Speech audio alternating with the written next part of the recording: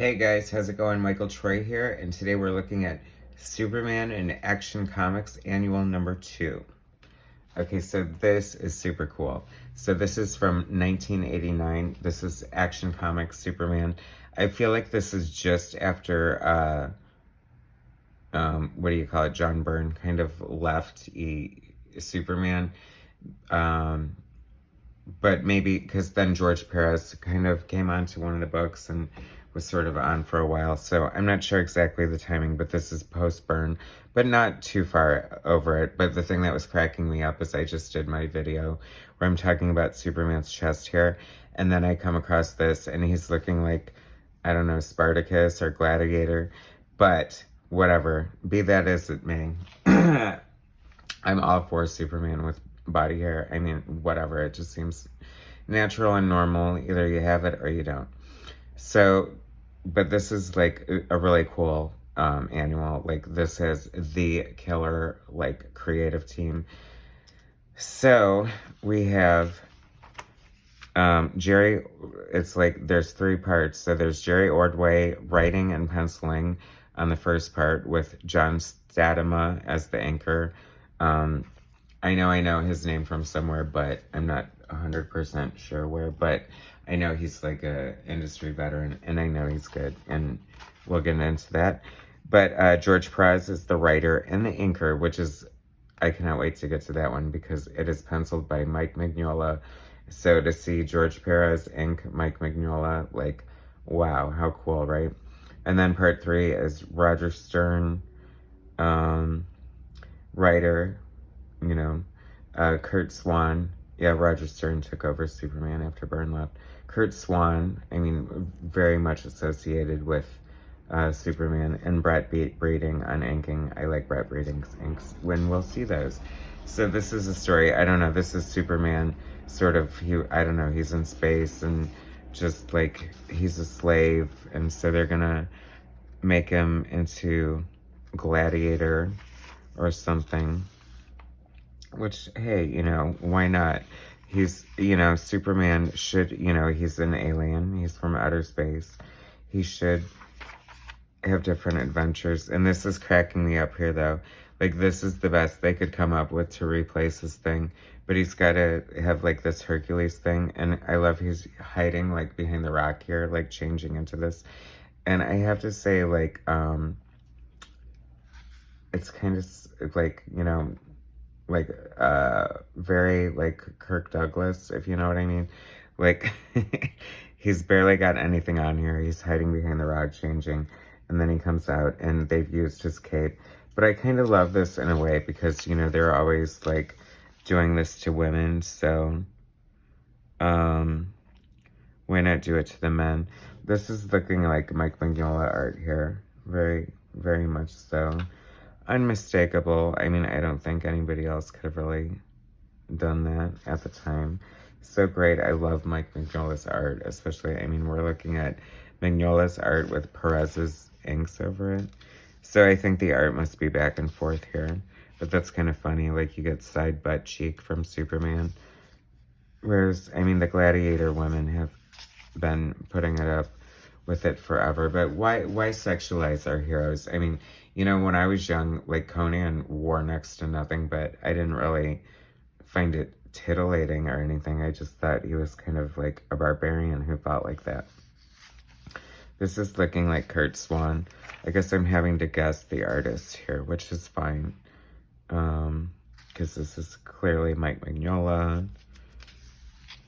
So cool. Like, you can tell, like, the little Perez detailing. Unfortunately, like, this newsprint, you know, the printing isn't what it should be. And in a perfect world, all comic books would just be reprinted on great paper with, you know, and be seen the way they were meant to be seen. But, I mean, this is, like, a killer issue here. I mean, this is, like, an epic space adventure. And, I mean, it's always fun to see Superman well drawn by Jerry Ordway. Anyway, I love Ordway's Superman. No mistaking his art there, right? And then we're back to Mignola. doing what Mignola does best. This is pretty bright, actually, for Mignola. You know, here we go. More shrouded in darkness. It's kind of very cool how, so I guess each art team, the story's cohesive, but not separate. So that's kind of cool that they coordinated that. But, this needs to be like a life-size cardboard standout for obvious reasons. But even to the page, like this is, I think that's Curt Swan, and then this is Mike Mignola. So they even shared up the page, which must have been interesting. I wonder if, you know, if they drew on the same board or if they just like fused it together. I would love, love, love to see the original art for this book. And this is great. Mike Mignola, I think, offered such a great, you know, unique look and take on his designs for Krypton, and just fun. You know, it's weird because we're so used to Hellboy and the great horror art that Mike Mignola is so well known for, and I just love like his old superhero stuff too. I love looking at it, like Cosmic Odyssey and Alpha Flight and Rocket Raccoon. I mean, you know, he's just one of those artists who just sort of, everyone knew there was something there immediately.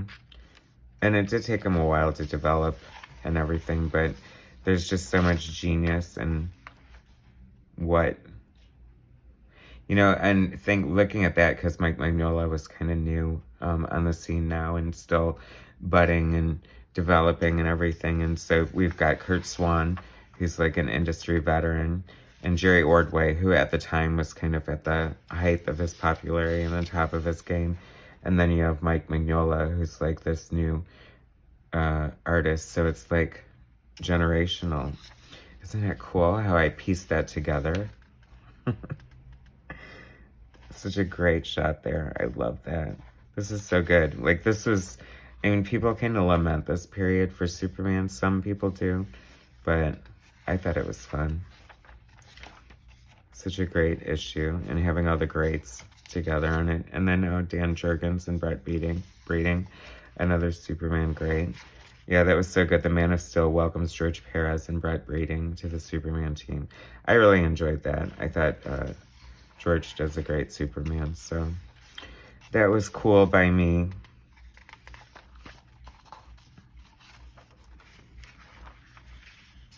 Some little design work. I'm sure it probably tells. No. By George Pérez. Oh, I love to see the sketches and the design work. Look at those great Mignola designs. I mean, that's classic Mignola right there, right? Anyway.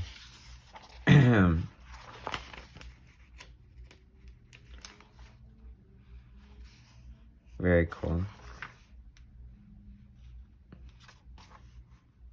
James Hundle, Eduardo Barreto, and Adam Kubert. That's interesting. I bet Adam Kubert probably inked that. I should look that up. I wonder how well this Lex Luthor book by James D. Hundle, Edward Barreto, and Adam Kubert holds up. I'm surprised Marv Wolfman didn't write it, because he's the one who pretty much came up with the devious businessman kind of angle of that. Anyway, thanks for watching. This is Superman in Action Comics #2 by the all-star cast of Brett Breeding, Mike Mignola, Jerry Ordway, George Pérez, John Stadamont, Roger Stern, and Curt Swan. And Superman is like the Gladiator in space in the post-Burn era. Anyway, thanks so much for watching.